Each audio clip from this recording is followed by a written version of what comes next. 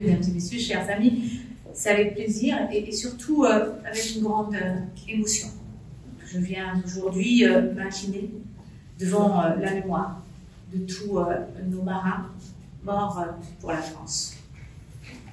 Tous nos marins, tous ceux de la marine nationale, ceux de la flotte de pêche et ceux de la marine marchande. Tous nos marins, ceux de la France hexagonale et ceux de la France des Outre-mer. Venir ici avait pour moi un sens très particulier, selon une phrase prêtée à Aristote. L'humanité se partage entre les vivants, les morts et ceux qui vont en mer. Pourquoi une telle distinction? Pour honorer le courage, bien sûr, de ceux qui osent partir en mer, mais aussi parce que, dans beaucoup de cultures, l'absence de sépulture est une affliction supplémentaire. Ceux qui partent en mer sont aussi parfois ceux que l'on ne revoit jamais. Nous le savons ici. L'absence de dépouille rend le deuil plus douloureux encore. Elle ajoute le drame à la tragédie.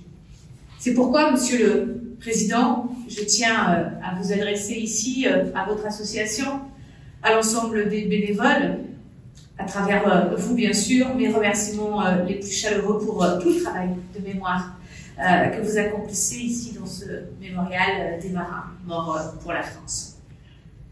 Merci également de la pensée que vous avez eue aujourd'hui pour les marins des territoires ultramarins, et notamment du mien, Saint-Pierre-et-Miquelon.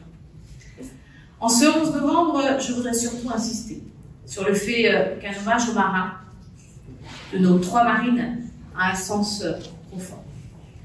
Dans la France rurale et agricole, le sacrifice de millions de Français, tués ou mutilés, focalise la victoire sur le prix du sang versé sur la terre de France. Cette histoire ne doit pas faire oublier une autre, celle du blocus en mer et de la guerre de l'arrière. Lorsqu'en octobre 1918, le front allemand se fissure, l'arrière s'est déjà effondré. L'Empire allemand d'alors est abattu par son peuple en révolution. Le peuple allemand craque sous la privation imposée par le blocus des marines anglaises et françaises. L'une des grandes victoires de la marine de guerre en 1918, c'est l'asphyxie de l'effort de guerre adverse. L'autre grande victoire, c'est celle de la marine marchande.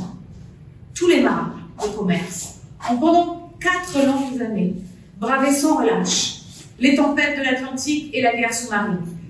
Ils ont permis de remporter la guerre de l'arrière en maintenant les approvisionnements et le moral des Français.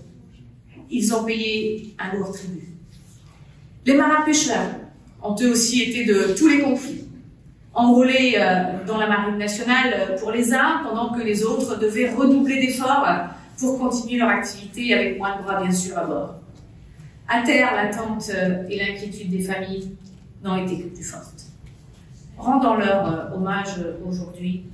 Ensemble, prenons un instant à nouveau pour nous recueillir en équipage, ensemble ayant une pensée respectueuse et affectueuse pour la mémoire de tous les marins morts pour la France. Merci.